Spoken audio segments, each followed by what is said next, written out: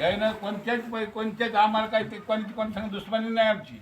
मग विचारायला पुसायला मतदान द्यायला येते, खेळायला कोणीही नाही आला आम्हाला विचारायला.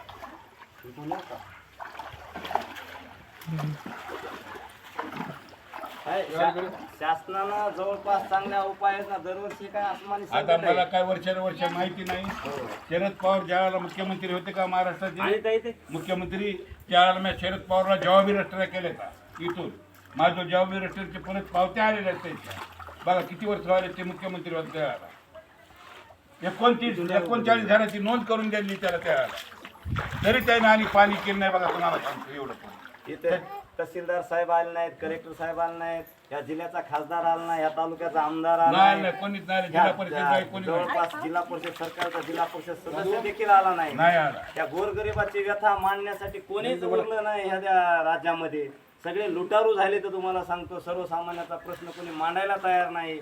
माझी शासनाला देवेंद्र फडणवीसला मुख्यमंत्री आहे की ह्या कुटुंबाला तात्काळ आपण मदत करावी. जे आपले आदेश असतात तुम्ही आदेश कलेक्टर साहेबाला द्या, कलेक्टर साहेब रामपूरला येते, त्यांना तात्काळ कुठल्या परिस्थितीत तरी मदत करते आणि कसं तरी ह्या कुटुंबाचा उदरनिर्वाह होईल अशी अपेक्षा करतो. काका तुम्ही कलेक्टर साहेबाला काय सांगू शकतात? काय बोलू शकतो मी, बोलतो ना मी, आताही बोलतो तुमच्या समोर. आमची यायनं त्यानं स्वतः येऊन पाणी केल्यावर मग आमच्या जरा धुडधुडी जाईन आमच्या मनाची. नाही तर आम्ही अनेक बेघर झालो तर आम्ही सगळेजण उठणार, पाण्याच्या मध्येच बसणार आम्ही इथून पुढे.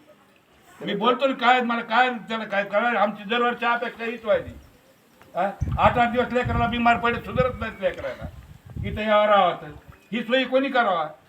त्यानं कधी एक दिवस मी कलेक्टर साहेब सुद्धा पाणी करायला आले नाही. इतके महापूर आले, 10 महापूर आले. कलेक्टर नाही, तहसीलदार साहेब पण आले नाही. कलेक्टर साहेबाला मी विनंती करतो, गावातल्या पोलीस पाटील बी नाही आला. कोणीच नाही आले. आम्ही मानत नाही तुम्हाला, सरपंच नाही, पोलीस पाटील नाही, कोणी. फोटो काढून चालेल नुसतं. संविधानिक माणूस इथे हजर अद्याप झालेला नाही.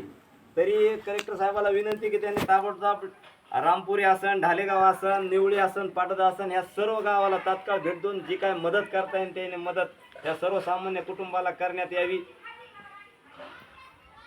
काल मंडळ आयोग आले ते फर्चीवरला पाणी बघून गेले. त्याला म्हणले, त्याला साहेबाला म्हणले तो राहणार ना बिघडाले काय म्हणले साहेब गेले म्हणले, आणि तुम्ही शाळेत. आम्ही म्हणलं द्या चाबी, राहतो म्हणलं. मी त्याला म्हणलं द्या चाबी, आम्ही राहतच बदल, आम्ही उठणार नाही राहिलो. हे मी बोलून दाखवलं. मला त्यांचा नंबर द्यावा आहे, तुम्ही नंबर द्या मला, मी इकडे शूटिंग करून नाही घेतली ती पाठी म्हणजे जा पुढे बरेच घर आहेत अजून. माणसं आले पाहिजे आता.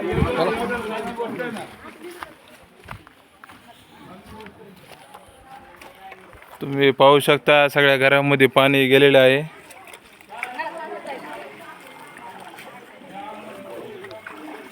सर्व ह्यांचे कपडे सगळं साहित्य सगळं त्यांनी